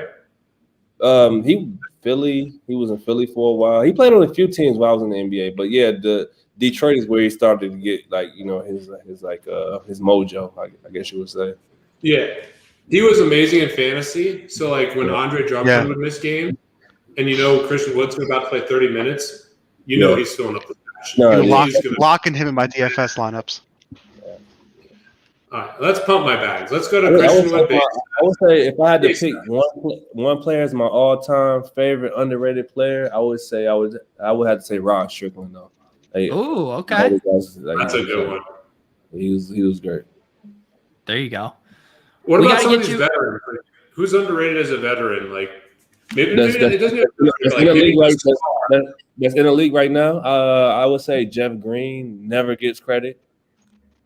I like. He plays a similar role to you. Like you guys are both like kind of the original stretch force. Yeah, no, definitely. I think he never gets credit, and I think his longevity has been great. Like people, like this is 13, so he's this 14th year, and he's still like playing. Like he's still above the rim. He's running the floor. He's pretty athletic. He's looking healthy. So I think he's definitely an underrated vet. He had some health scares too. I mean, he had some real health scares. He had a heart surgery, I think. So. I feel like he always got a bad rap just because he was so crazy athletic that people like envisioned this ceiling for him where he was an MVP caliber player and he never got there. And so people are like, oh, Jeff Green sucks. But he doesn't suck. He's still a very good NBA player. He plays on a lot of teams and is good. Yeah, very great. He can guard 1 through 5 too. I mean, that's an underrated. Exactly. You can put him out there with any lineup and he's going to produce. Yeah. Who in the NBA's game would you say is most similar to your playing style right now? Right now, I would say Jeff Green. Yeah, I agree. I would say you guys are both 6'8". Jeff Green's 6'8" too, right? He's more athletic than me, but I would say overall, like Jeff Green. Because when you first came in the league, Wilson, like the power forward was like the 6'11" back to the basket. Oh yeah. When I first got in, our front court, was Zach Randolph at the power forward and Eddie Curry at the center. Like it was a big like NBA. And then the next year we got D'Antoni. He was like, oh yeah, you want to play the 4, like, and you need to start shooting more threes. Did you like that? Were you open-minded? Did you think you should be I loved it. Like, the up and down game and the pace of the game. I wasn't comfortable at first shooting that many threes. He would literally take me out the game for not shooting threes. So I had to get comfortable with that. But after that, like, it was like, for sure, like, it was fun. Do you still hoop it all for fun just to get some shots up, or is it? I will. I haven't. I had surgery and on New Year's Eve. Okay. I had a knee surgery, so I haven't played since. But I would definitely like play like with my kids and play like in like little rec leagues, maybe YMCA type leagues, just to fuck around. Show up to the YMCA. That's what I used to. Wilson, we haven't talked about this yet, but I've been meaning to bring it up to you because it's a hilarious bet. It's going to be pretty high stakes. Yeah. So you know who Worldwide Wob is, the guy on Twitter who does like all. So he's like the World Wide West of the Twitter world. Dude, he's got like 700,000 followers. Yeah. Rob Perez. Rob Perez. Yeah, so he's familiar actually. You've definitely just you definitely know who he is. Yeah, good friend, great guy. But his basketball, like his view of his basketball powers, it's just a little. Yeah, I've seen this page. I'm gonna follow him now. I didn't follow him. Yeah, I've definitely seen this page. He's great on Twitter. He's kills on social media. He's the man. But he's a big Knicks fan, and so we played a bunch of poker together during the quarantine, and we were just talking through different things and started talking shit about Jared Jeffries, just because he's a Knicks fan, and not like shit, but like just like saying, he's like, he's a great friend of mine, and he's a teammate, but I have ears, so. Like, when he was in New York, he used to get a lot of shit. He's a Knicks fan. So he's talking shit about Jared Jeffries. And he's like, yeah, we played one-on-one. I could get 5 or 6 points if we played ones to 15. I'm like, I bet every dollar I have that you're not going to get nowhere near that. I don't even think he would score on Jared Jeffries. And our friend, Williams, is like, yeah, I'm boys with Jared Jeffries. We're going to set this up. So Wob, he's like me. I mean, maybe he's a decent high school player. I don't think he's a good shooter or anything, but like regardless, he's a 5'11", kid who plays pickup at the YMCA or like whatever. Like maybe he's played in the streets of New York or something. But he would definitely have to take a half court shot and hit a lucky shot to score. Yeah, he's like he thinks he can get 5 or 6 points. I think he's a huge dog to score once. I mean, Jeffries is a great defender. He's got all that size. Like, yeah, definitely. People don't realize like the step up, like. Yeah, I mean, it's hard not to be recognized as a great defender when you got to guard LeBron and Kobe and shit all the time, right? But he literally is going to have to get 5 points to win this bet. I mean, can I get in? Can I get some money? Yeah, I would definitely put everything I own like on that. Yeah. All right. What about this? ACL or something to like not slow him down. Like, Janet, and Jared Jeffries is going to score every time down. He's like, I'm going to play. He's like, I'm going to be able to slow him down. I'm a great defender. I'm like, dude, you put your foot to this guy. Like, there's just no way. Like, I mean, I played a bunch of ball with, good players, college players, NBA guys, and like playing it. Like, there's a guy at my gym right now who's playing at Yale. He was all first team defense.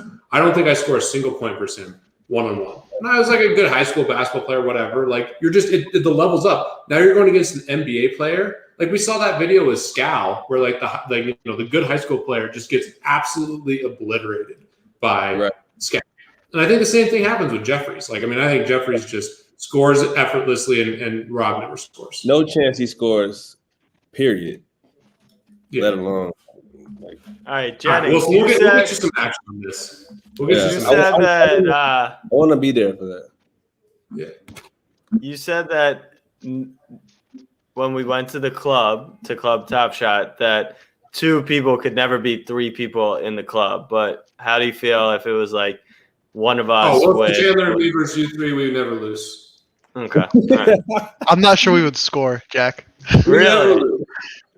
No, I'm pretty sure Wilson could guard all 3 of us. We never lose. Wilson's going to be able to guard all 3 of you guys, but you're never stopping him. And you don't think with a double team we could stop Wilson? How tall are you, Jack? So you guys I'm about Wilson and I for all the money. 6'1", but I'm like 7'3" on Andy's shoulders. Dude. Yeah. How fully recovered are you from surgery, Wilson? Because I'm just got to feel this out here. Yeah, right now you guys will win for sure. Okay. Give him. Clip that. We would beat Wilson Chandler in basketball. Clip it. Get it going. I'll take Wilson. Wilson and I versus any other members of Club Top Shot. That's a bet that's out there for any amount of money. What's the spread? Okay, we've had Damian Leon, definitely a member of Club Top Shot. Damian Lee or Conley on here, then we're in trouble. We get some other professional athletes, then we lose. But the mortals versus I think it's over. All right. Yeah, I think it's over. Well, Wilson, last one. Obviously everyone knows to buy LeBron, but give us one more hoops take. Like, what do you think happens this year? Like, give us some teams, some players. Like, who's winning it all? Who's winning? Oh my God, who's winning it all? Like I see this stuff about Brooklyn not winning all because I mean, my right mind wants to. Anybody in right mind looking at Brooklyn right now is like, oh, they're the champs. But I want to pick a team like I think like that probably has no chance, but I think that's a good team. That I don't know. I just want an underdog to win one time. Like I'm hoping like Miami like gets to the finals again. What about the Nuggets, Wilson? Yeah, Jokic wins MVP. I like that. I think the Nuggets are playoff built. I think right now, especially with AD, because you don't know how AD and LeBron is gonna come back. I mean, you know they'll come back pretty good, but like just with this much time, it's like you don't know. Like so, I think the outside of the Lakers, that the Nuggets are the best complete team like in the West. I think they're the most complete team, regardless of the Lakers. Is like LeBron and AD by themselves is like but like I think from top to bottom, I think the Nuggets and the Jazz probably are the best teams in the West. The top to bottom. I don't know how they do in the playoffs, but I think top to bottom, like 1 through whatever it is, 14, like they're the best teams in the West. Did you cross over with CP3 in LA or not? No, that was after. I was in Denver. I was in Denver by then. Yeah. During that time. That's Jack's favorite player. Chris Paul, though. I think he's one of the most underrated vets. Like I think people like and you said Booker. Yeah. People just don't like Chris Paul. Like I don't know, like gets on people's nerves, but he's great. I would love to have him as a teammate. Should we, Jack? I was just gonna see if we could end giving Wilson a little Top Shot taste. Do we have a pack we could open for Wilson? I was gonna suggest that we can close out with a little pack open. Yeah, I'm even willing to donate a season tip-off pack. Ooh, all right, let's get hyped. Let's do it. Wilson in the club. It's been too long. Let's open a pack. Yo, what up? It's DJ Pete over Zed. Welcome to the club. We didn't think things were gonna get popping tonight, but it's about to get lit. Behind door number 2, it's a 3-pointer. 13-25, Kevin Durant.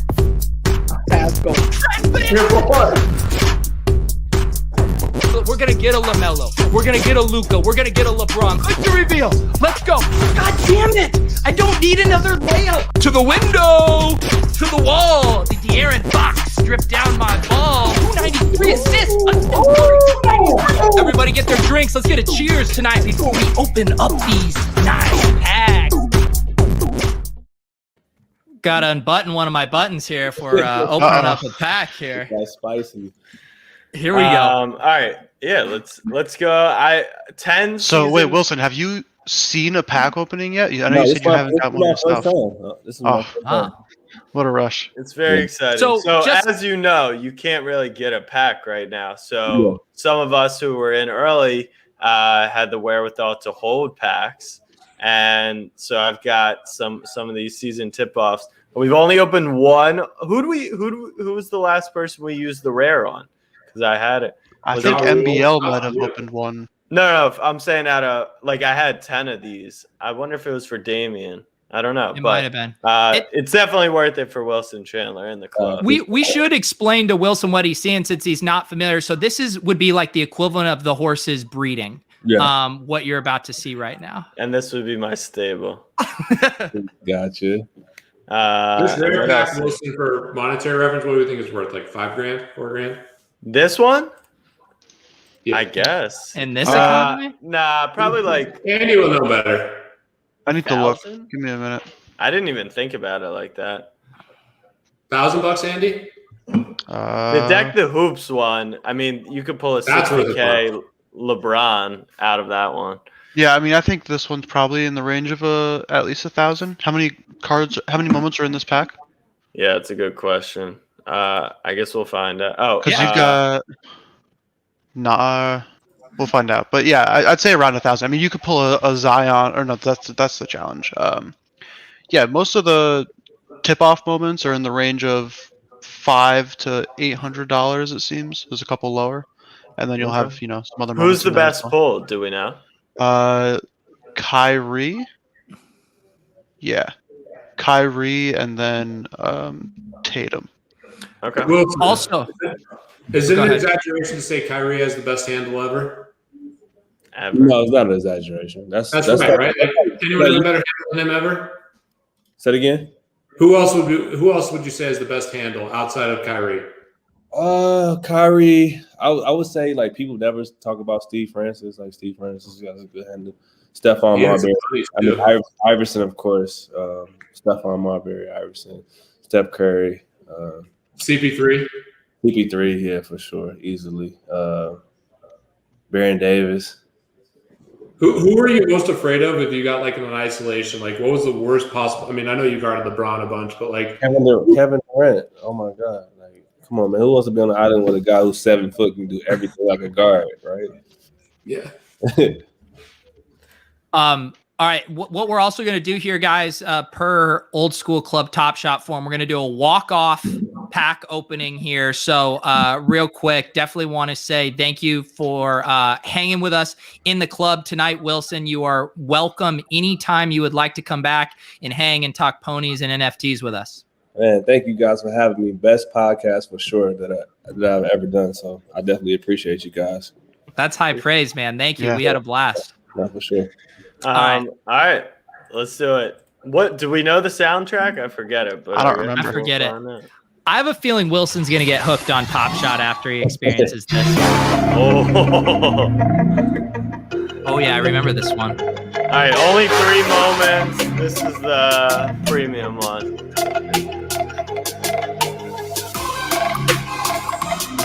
Oh, there he is. Oh. Okay. Wilson just said that was his That's a big one. I like him, man. He's great. This music. Crazy. Behind door number 1. Oh, wow. What a pack. Look at all these first moments. From Brad Beal. There we go. All right. Club Top Shot. Have a good night. Phoenix Suns. That's a good one. Chris Paul, that's the next guy.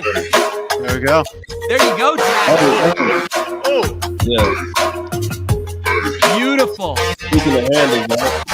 All right, ladies and gentlemen, thank you as always for tuning in to Club Top Shot, Pete Jennings, for Andy, for Jack Settlement, and our guest of honor, Wilson Chandler. We'll be back later this week with another show. Love you guys. Have a great night. Bye.